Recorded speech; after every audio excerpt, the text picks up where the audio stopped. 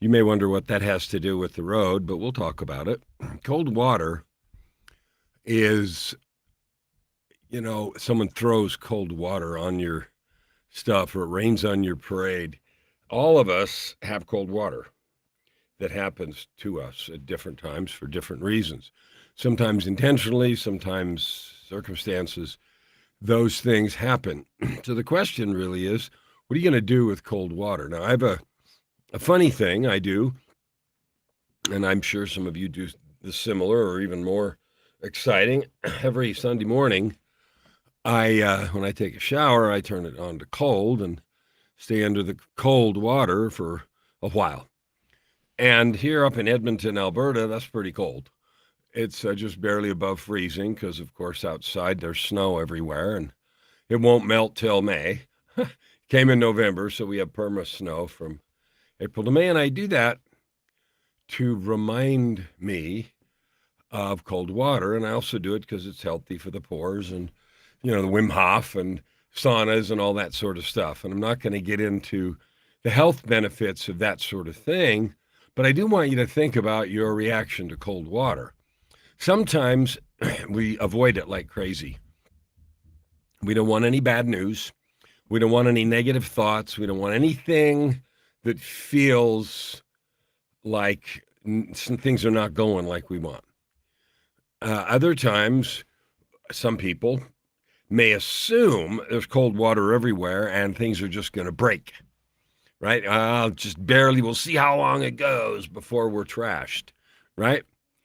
And other people still, and there's more views than this, I'm just simplifying it.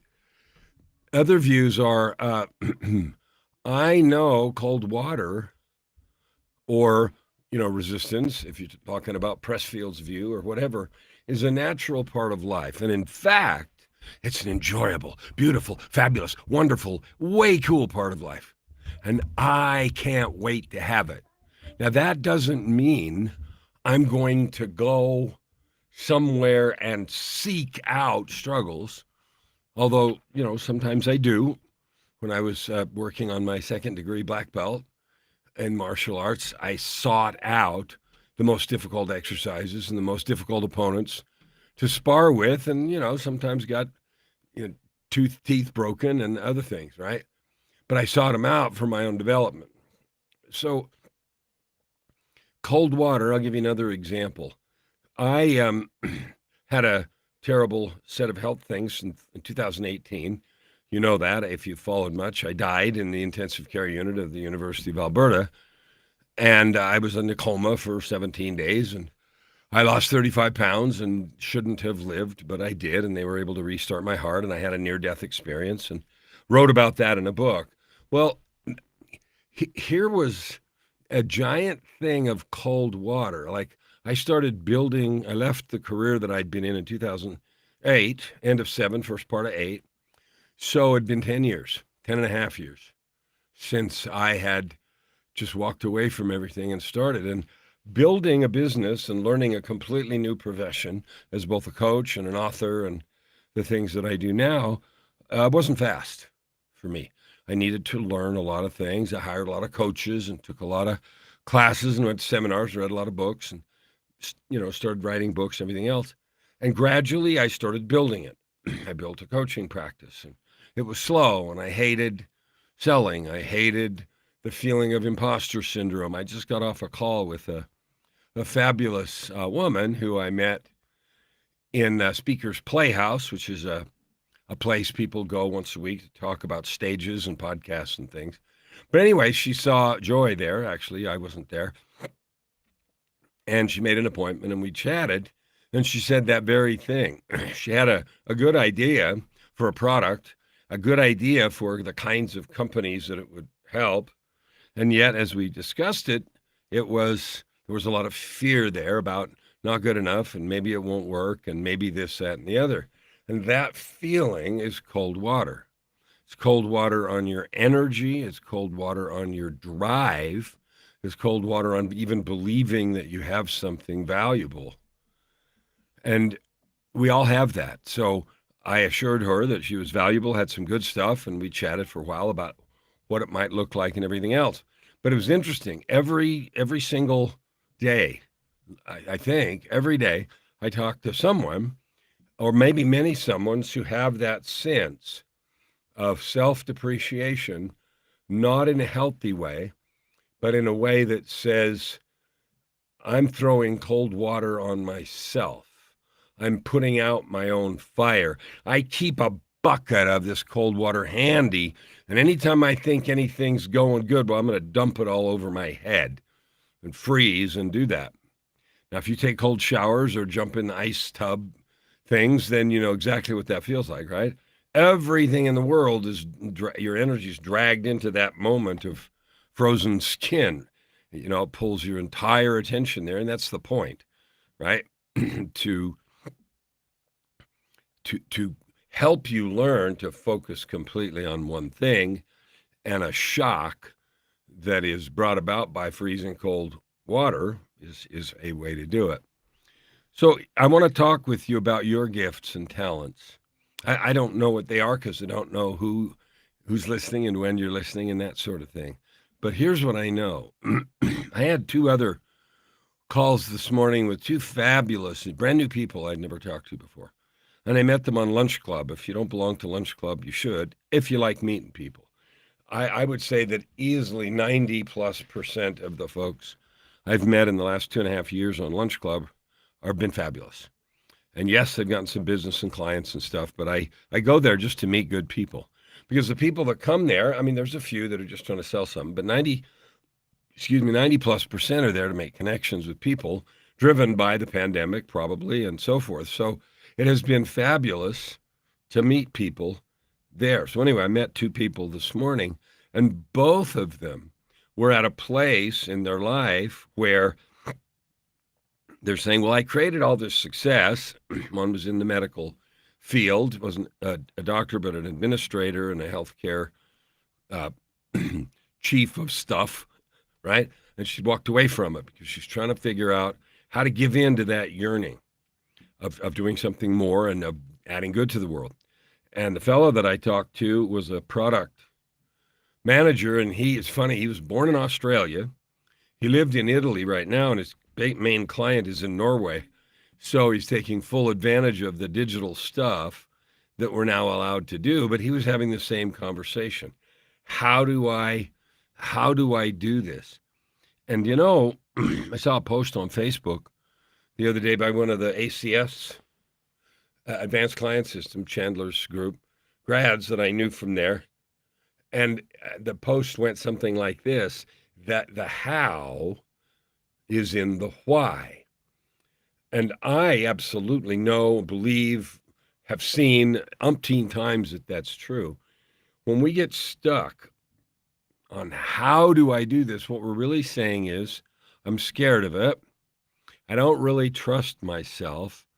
I might fail. In fact, I probably will fail. And so I want a set of foolproof steps that I know if I do them, they'll work. Well, you know what? That set of foolproof steps does in fact exist. And that's the funny part, because most of the time people will say, well, there's no such thing. Yeah, there actually is. There is a set of foolproof steps that can get you where you want to go. My experience is that most people don't want to do it. They actually don't want to know what they are, because they're simple, but they're hard. They're simple, but they're rigorous, and they take changing who we're being, which is doubtful, frightened, seeing the problems instead of the possibilities and everything else. And I learned and found out in 3 conversations today that as I listened to these fabulous people, I could see them in their power and possibility. And so it was easy for me to love them and encourage them. And all 3 of them are like, ooh, we need to talk again. So you can discover and serve with your gifts. You can do that. You can have anything you want. And in fact, you might get mad when I say right now you have already what you want. You have right now what you want. You may think you don't, but you do. Because how you're being and how I'm being creates my world. So If you're looking for the magic steps, they exist. They're not magic, and they are only activated by sincere commitment. Personal internal commitment is what Steve Hardison calls that, PIC, the pick. Whatever it is that you call it, it is an unshakable, unalterable thing that you say. And that's the most powerful thing there is. You said so. Because as long as it's for someone else or some other thing, there's always an easy way to make excuses about why you don't need to, or wrong time, or too hard, or whatever, right? So I would invite you to explore in your goals, whatever they are. You can have this life of purpose, prosperity, and joy, and you can create it by serving with your gifts, the gifts you were given as you came and the ones you develop. You can have that. The question would be, where are you pouring cold water on yourself? Gay Hendricks in The Big Leap talks about the success thermostat. You get above a certain level and it's like, ooh, I don't belong up here in this rarefied air. So I got to go back down. Well, that's a good analogy because you can have anything you want. The question is, are you willing to be the person who creates that? So my road to 50 million is about helping 50 million people this year. This last lady I talked to, she said, so where are you on that? And I outlined everything that I knew, and it's not perfectly calibrated. And so I don't really know everything. I don't even care. I'm going to create this. I know you can create the life you want. What I also know is you're the only one that can create it.